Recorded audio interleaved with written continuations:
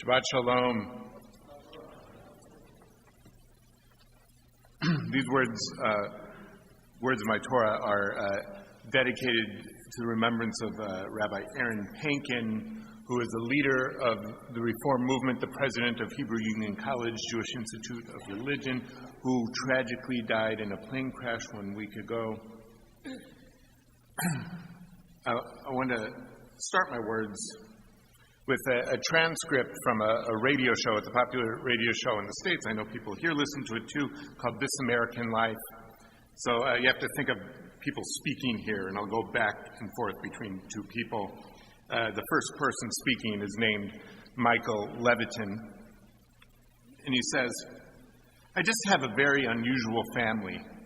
They valued honesty to an extreme extent." And then the host of the show, Ira Glass, says, "Michael's in his 30s, and he was raised by parents who encouraged him and his siblings to tell everything, the whole truth all the time, believing that it hurts relationships when we avoid awkward truths, that we all should just man up and talk things through. We should work things out. And being honest also means being true to who we are, right? Which obviously anybody wants for their kids. But hearing how far his family went with this makes you really understand how incredibly strange your daily life would be if you were to never withhold the truth. Like, for a long time, Michael believed that if somebody asked him a question, like any question at all, he had to answer it honestly." So here's Michael explaining it. "This is funny because in job interviews, people would ask me what my biggest flaw was." Has anybody been asked that in a job interview? I think it's a ridiculous question, but setting you up to lie. But here we go. The question about the biggest flaw. "And I would go into a long rant about all my flaws and all the negative things anybody's ever said about me. And people would look at me. I got used to this expression of horror. And sometimes it was kind of comic. People would laugh, like, 'Wow, you thought you had to answer that? You're clearly supposed to.'" And now Ira Glass, the host, interrupts. "That's amazing. That's really amazing. Yet you are the only person in the history of job interviews to ever have done that." And then Michael says, "Not the only person." Back to Ira. "That's true. His brother Josh does the same thing." So now Michael, "Okay, one time I went on a date when I was in college. I went on this date and I spent the whole date explaining why she should want to be with me. What was great about me. And also why other people didn't want to be with me. I'm saying all the bad things that ever happened to me, why I was rejected by the world. Now that was just being honest. I was just telling her all the information necessary in my mind to decide whether to be with me. I thought it was my responsibility as a person on a date to explain everything they were dealing with from the first moment of the date so that they could make an informed decision about how to move forward." Now Ira says, "That's what I love about this story. It's that you thought you were doing a good job. You thought you were acing the date." Michael says, "Oh, yes.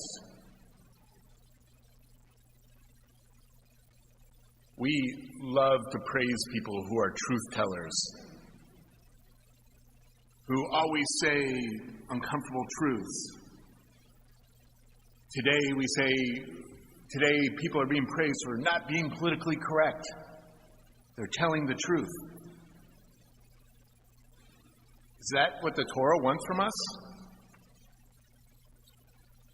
Before I start talking about truth and lies, I do want to say our bat mitzvah and b'nai mitzvah this morning were wonderful, and I say that in all sincerity. So as we learn from our b'nai mitzvah, though, several times, we have in our Torah portion what's called the tochacha, God rebuking the people. And in fact, it's a mitzvah, it's a commandment that we're all supposed to do right from the Torah. If you see someone doing something wrong, you are commanded to tell them that they are doing something wrong. Hold that thought. Here, I want to bring a text that, to honor Rabbi Pankin, was taught in his course about extraordinary texts from the Talmud. Here's the text. The sages taught, how does one dance before a bride? Which means, what's interpreted to mean, what does one recite while dancing at the wedding? The school of Shammai says, one recites praise of the bride as she is, emphasizing her good qualities. And yet, the school of Hillel says, one recites that she's a beautiful bride. Now, the school of Shammai asks Hillel, what about if this bride is not so attractive? What do you say to her? Do you say that she's a beautiful bride? As the Torah tells us, keep away from false words. But our sages say a person's disposition should always be empathetic with humanity. We should always treat everyone courteously. In this case, too, once the groom has married his bride, one praises her as being beautiful. I'm sorry about how gendered this text was. We could say it about grooms, too. Hillel is saying that it's situational how you use your words. Always speaking the unvarnished truth is actually harmful. In Jewish law, there are 3 times when it's permissible to say white lies, including this time in a wedding. The late Rabbi Louis Jacobs says, for instance, where the intention is to promote peace and harmony. The Talmud observes that a scholar will never tell a lie except in 3 instances. The instance, what it says is tractate, bed, and hospitality. The commentators explain tractate to mean that a modest scholar is allowed to declare that he's unfamiliar with the tractate of the Mishnah in order not to parade his learning. So someone who is quite learned can lie and say they're not that learned. Now this idea of bed, Rashi understands it to mean that if a scholar is asked intimate questions regarding his marital life, he need not answer truthfully. Rashi's disciples, the Tosafot, say this word in Aramaic is puriah, which Rashi says is bed, and they say, no.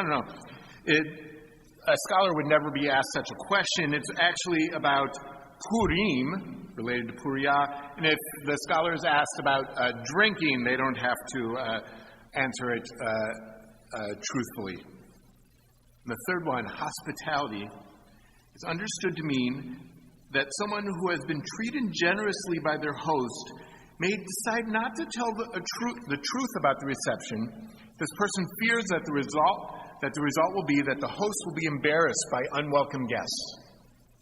So, someone hosts you to a very nice dinner party, and it was so great, but you're scared that if you promote this person as being a great host, they'll be overwhelmed by so many guests that they can't afford it.